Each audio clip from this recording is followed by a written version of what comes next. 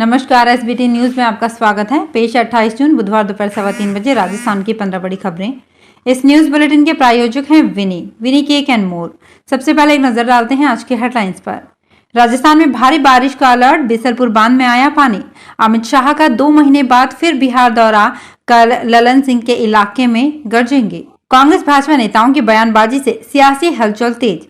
Bhajpa IT cell प्रमुख के खिलाफ एफआईआर दर्ज और राजस्थान यूनिवर्सिटी में सिंडिकेट बैठक शुरू। 40 प्रस्तावों पर होगी चर्चा। और अब खबरें विस्तार से।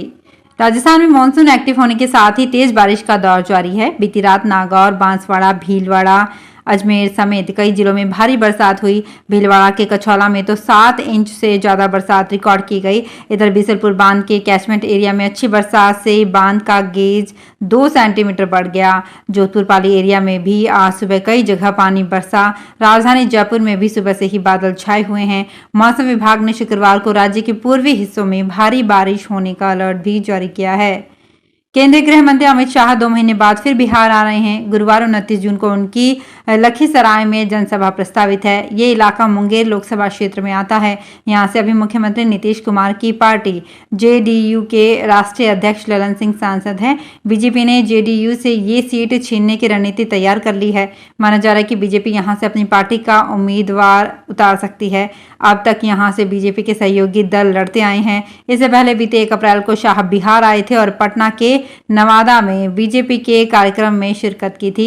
गृह मंत्री अमित शाह गुरुवार सुबह लखीसराय पहुंचेंगे। वे अशोक धाम मंदिर में पूजा अर्चना करेंगे। वहां से सीधे सूर्यगढ़ा गांधी मैदान पहुंचेंगे, जहां बीजेपी की विशाल जनसभा का आयोजन किया जाएगा। रैली के बाद शाह विधानसभा में नेता प्रतिपक्ष विजय कुमार सिन्हा के आवास पर जाएंगे। सिन्हा के घर प्रदेश बीजेपी के नेताओं के साथ बैठक होगी, जिसमें लोकसभा चुनाव की रणनीति को लेकर चर्चा की जाएगी।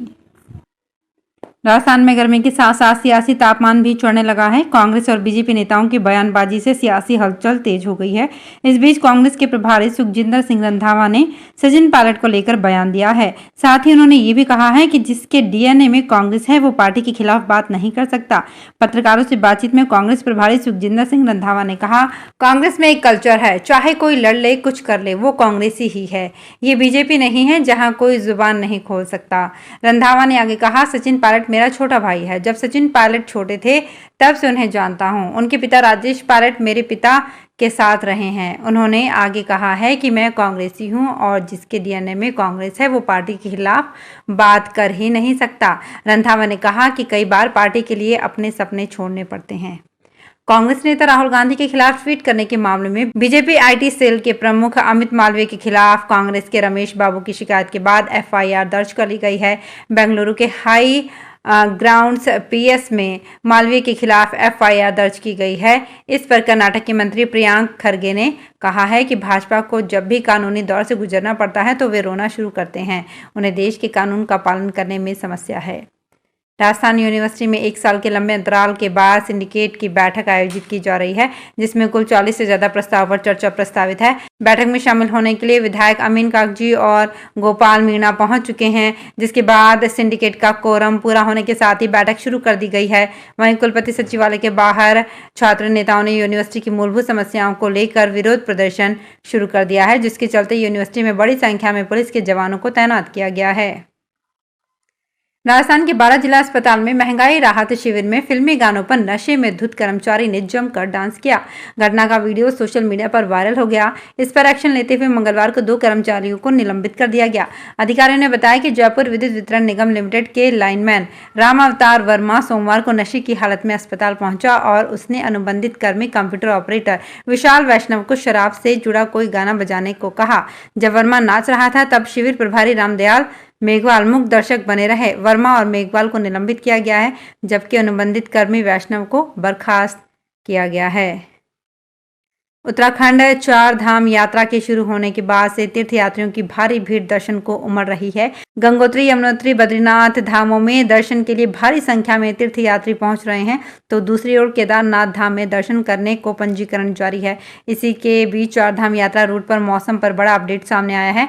मानसून सीजन में उत्तराखंड के पर्वतीय जिलों में जमकर बारिश हो रही है। ऐसे में तीर्थयात्रियों से अपील की जाती है कि 4 धाम यात्रा रूट पर जाने से पहले मौसम पर अपडेट जरूर रखें।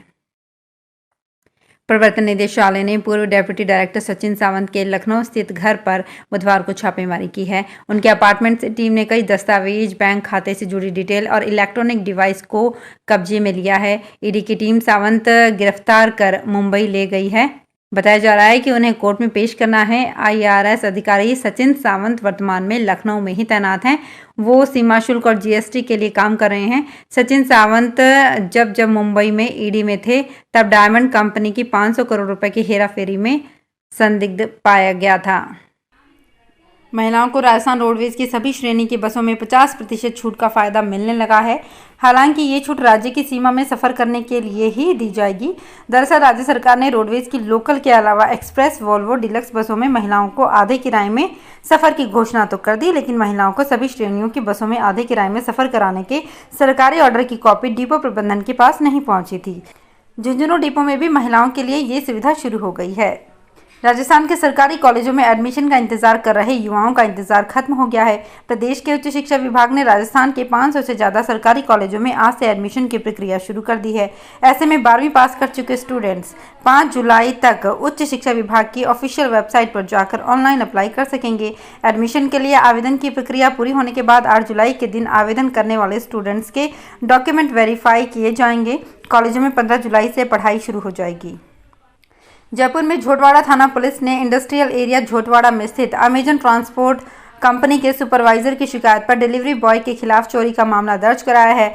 सुपरवाइजर कुलदीप सिंह तंवर ने रिपोर्ट दी है कि उनके कंपनी में डिलीवरी बॉय का काम करने वाले रवि शर्मा ने अपने दोस्त से अमेजन पर 1,83,000 रुपये का कैमरा बुक कराया। कैमरे की डिलीवरी होने से पहले ही डिलीवरी बॉय रवि शर्मा ने डिलीवरी वैन से कैमरा चोरी कर लिया और कैमरे की जगह डमी कैमरा डाल दिया। पुलिस की मामला दर्ज करने की सूचना पर आरोपी फरार हो गया। भगवान जगन्नाथ जी मंगलवार देर शाम को अलवर के सुभाष चौक स्थित जगन्नाथ मंदिर से बारात लेकर निकले तो पूरा शहर उनको देखने के लिए उमड़ पड़ा। हर तरफ जय जगन्नाथ भगवान के जयकारों की गूंज रही। रात करीब 2:15 बजे के बाद तक शहर के हजारों लोग भगवान के एक झलक पाने को आतुर दिखे। जिला कलेक्टर पुखराज सेन और SP आनंद शर्मा ने गोलक पूजन किया। भगवान जगन्नाथ जी देर रात को रूपबास मंदिर पहुंचे। अब वहां जानकी मैया से ब्याह कर वापस सुभाष चौक मंदिर आएंगे। भगवान जगन्नाथ के प्रतिमा का दुल्हा रूप में श्रृंगार किया गया। राजस्थान सरकार के देवस्थान विभाग की वरिष्ठ नागरिक तीर्थ यात्रा योजना 2023 के अंतर्गत बीकानेर से द्वारका सोमनाथ जाने वाली विशेष रेलगाड़ी 13 जुलाई को बीकानेर के रेलवे स्टेशन से रवाना होगी। देवस्थान विभाग आयुक्त प्रज्ञा केवल रमानी ने बताया कि वरिष्ठ नागरिक तीर्थ यात्रा योजना की विशेष रेलगाड़ी बीकानेर से द्वारका सोमनाथ वाया भगत की कोठी जोधपुर फालना ट्रेन 13 जुलाई को सुबह 11 बजे बीकानेर रेलवे स्टेशन से रवाना होगी। उन्होंने बताया कि योजना की इस यात्रा रेलगाड़ी में बीकानेर स्टेशन से बीकानेर डिवीजन और हनुमानगढ़, नागौर और सीकर जिले के 400 यात्री यात्रा करने के लिए गाड़ी में सवार होंगे। भीलवाड़ा जिले के 18 नर्सरी में 19,08,000 पौधे बड़ी पत्ती वाले और छायादार पौधे, बड़े पौधे नीम, पलाश, गंदी पीपल, बरगद, हल्दू, बेल, सफेद सिरस, धौंक और सालर, चारोली, बिजाल सहित अन्य पौधे तैयार किए जा रहे हैं, जो इस वर्ष बड़े स्तर पर पौधे लगाए जाएंगे। जिले के 18 नर्सरी में सभी तरह के पौधे तैयार हैं। वन विभाग की ओर से 3 लाख पौधे पंचायत समितियों को, 1.5 लाख पौधे नगर निकायों को सरकारी भूमि पर पौधारोपण के लिए उपलब्ध करवाए जाएंगे। 1.5 लाख पौधे नगर विकास न्यास को दिए जाएंगे। 11 लाख पौधे व्यक्तिगत लाभार्थी को वितरित किए जाएंगे। अधिकतम 10% पौधे सरकारी कार्यालयों को तथा निजी संस्थाओं को दिए जाएंगे। इन्हें जिला कलेक्टर अधिकृत करेंगे। ईद उल अजहा का पर्व कल गुरुवार को मनाया जाएगा। इसको लेकर झुंझुनू में बकरों की खरीद फरोख्त जोरों पर है। त्यौहार को लेकर शहर के बाजारों में रौनक है। खरीद फरोख्त जारी है। बकरा मंडी में पशु व्यापारियों और खरीदारों की भीड़ नजर आ रही है। शहीदान चौक बकरा मंडी में आसपास के गांव ढाड़ियों से व्यापारी बकरे लेकर पहुंच रहे हैं। मंडी में अलग अलग नस्ल के बकरों की खरीद फरोख्त हो रही है। हर साल झुंझुनू मंडी में करोड़ों का कारोबार होता है। तो फिलहाल इस बुलेटिन में इतना ही। फिर हाजिर होंगे कुछ और बड़ी खबरों के साथ। अगर आप भी अपने आसपास की छोटी बड़ी और महत्वपूर्ण खबरों से अपडेट रहना चाहते हैं तो सब्सक्राइब कीजिए हमारे चैनल SPT न्यूज को और प्रेस कीजिए बेल आइकन पर।